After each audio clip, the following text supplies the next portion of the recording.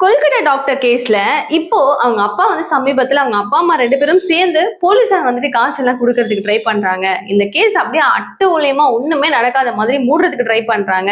இதெல்லாம் எனக்கு தேவையில்ல, நியாயம் தேவை அப்படின்னு அவங்க அப்பா சொல்லியிருந்தாரு. சரி, அவங்க அப்பா தான் இந்த மாதிரி பேசிட்டு இருக்காரு, ஓகே, அவர் சொல்றது கரெக்ட் தான், ஓகேவா, அதுல வந்து இந்த மறு பேச்செல்லாம் கிடையாது. அதுக்கு டீச்சர்ஸ் டே அப்படின்றதுனால அவங்க அம்மா உருக்கமான ஒரு பதிவு, ஒரு லெட்டரா எழுதியிருக்காங்க. அது சோசியல் மீடியால வைரல் ஆயிட்டு யோப்பா அப்படின்னு சொல்லி மனசெல்லாம் உருக்குற மாதிரியான பதிவுகள் அவங்க போட்டிருக்காங்க. என்னன்னு தெரிஞ்சுக்கிறதுக்கு முன்னாடி நீங்க பார்த்துட்டு இருக்கிறது கல்கரி நியூஸ் அண்ட் நான் தீபிகா. சரி, நம்ம வந்து இதை பத்தி பேசலாம்.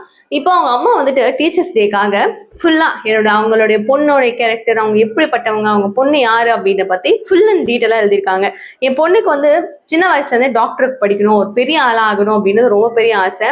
அவளுக்கு எவ்வளவோ கஷ்டப்பட்டு நாங்க படிக்க வச்சோம், நிறைய செலவு பண்ணி படிக்க வச்சோம்.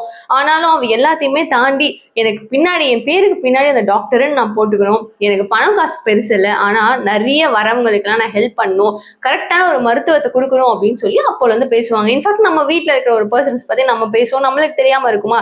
ஒரு மணி மைண்டடோட இவ்வளவு தூரம் 32 இயர்ஸ் அவங்களுக்கு ஆகுது. ஒரு மணி மைண்டடோட படிக்கிறாங்களா இல்லைன்னா ஒரு சோசியல் சர்வீஸ்க்காக படிக்கிறாங்களா அப்படின்றத அவங்க அம்மா தெளிவா சொல்லியிருக்காங்க. என் பொண்ணுக்கு பணம் பத்தி எல்லாம் பிரச்சனை இல்லை, நல்ல மருத்துவம் கொடுக்கணும்ன்றத என் பொண்ணுடைய ஒரு மோட்டோ அப்படின்னு சொல்லி. அது மட்டும் இல்லாம எம்டில ஒரு கோல்டு மெடலிஸ்ட் எல்லாம் வாங்கணும், நான் ஒரு பெரிய அளவுக்குல நான் படிக்கணும் அப்படின்னு சொல்லி ரொம்ப ஆசைப்பட்டிருக்காங்க.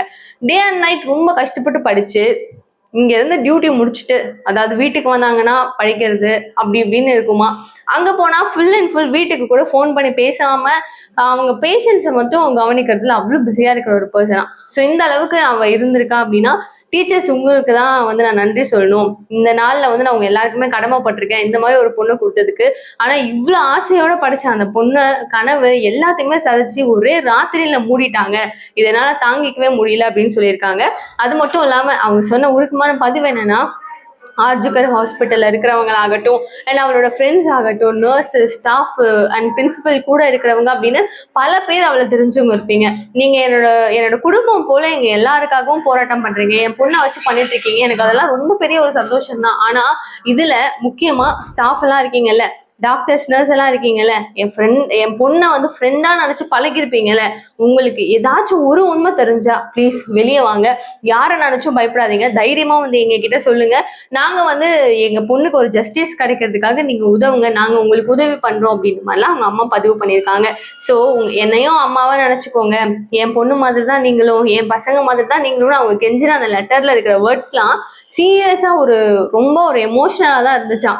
இதை படிச்சு அவங்க வெளியே விட்டதுக்கு அப்புறமா நிறைய பேர் பயங்கரமா ஃபீல் ஆயிருக்காங்க. சே, எவ்வளவு பாவம்னு.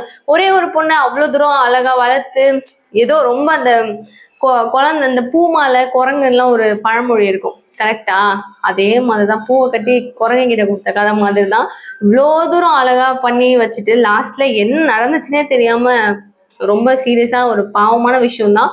பட் இதுக்கான ஜஸ்டிஸ் கிடைக்கணுன்றதுக்காக தான் டே அண்ட் நைட் இப்போ வரைக்கும் ஸ்டில் எவ்வளோ 1 மாசம் ஆயிடுச்சு, ஆனாலும் போராட்டம் எதையுமே விடலை. எங்களுக்கு கரெக்டான தீர்ப்பு வரணும், அவங்ககிட்ட என்னதான் நடந்துட்டு இருக்கு அப்படின்னு சொல்லி கேட்டதுல ரீசெண்டா 90% அதுல முடிய போகுது கேஸ், அண்ட் இன்னும் கொஞ்சம் தான் இருக்கு, முடிஞ்சோடனே உங்களுக்கு ஜஸ்டிஸ் நாங்க கொடுத்துருமோன்னு சொல்லிட்டு இருக்காங்க. என்ன நடக்குதுன்னு பார்க்கலாம். இந்த மாதிரி நிறைய அப்டேட்ஸ் தெரிஞ்சுக்க சேனலை சப்ஸ்கிரைப் பண்ணிக்கோங்க. இந்த கேஸை சீரியஸா வாட்ச் பண்ணீங்கன்னா நானும் சேம் அதே மாதிரி தான் நீங்க நான் போடுற வீடியோஸ் எல்லாத்தையுமே பார்க்க முடியும். சப்ஸ்கிரைப் பண்ணிக்கோங்க. தேங்க்யூ ஸோ மச் ஃபார் வாட்சிங். பாய்.